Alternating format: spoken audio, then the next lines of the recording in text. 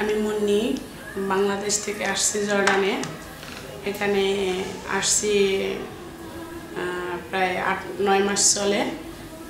এখানে বসে আমি জর্ডানে ক্লাসিক ফ্যাশনে কাজ করি, কিউসি সুপারভাইজার লাইন। আমি সপ্তাহে 6 দিন তো ফ্যাক্টরিতে কাজ করি। এর মধ্যে আমি অফিসে সকালে উঠে যাই এবং প্রায় 12 ঘন্টা ওখানে কাজ করি। 12 ঘন্টা কাজ করার পরে এসে বাসায় আমাকে রান্না করতে হয়।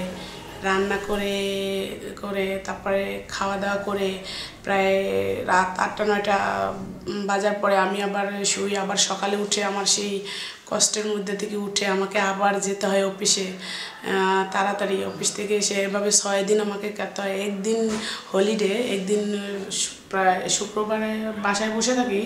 তার মধ্যে 2 ঘন্টা টাইম আমি এখানে ওয়ার্কার সেন্টারে কাজ করি, কম্পিউটার ট্রেনিং টিচার।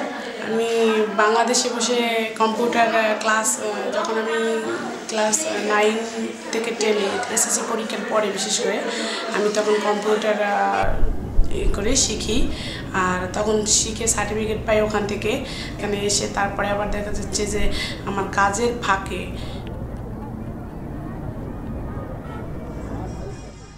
আমার সব কাজ করে তারপরে শুক্রবার সময় পাই। ওই সময়ের মধ্যে আমি ওই টিচিং, আমি যখন প্রথমে শিখেছিলাম সেই কারিগরি বিষয়ের পরে আমি আবার এখানে মেয়েদের শিক্ষা দিয়ে থাকি। এখন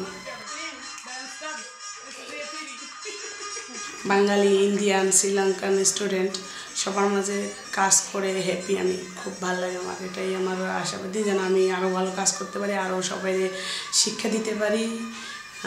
এটাই।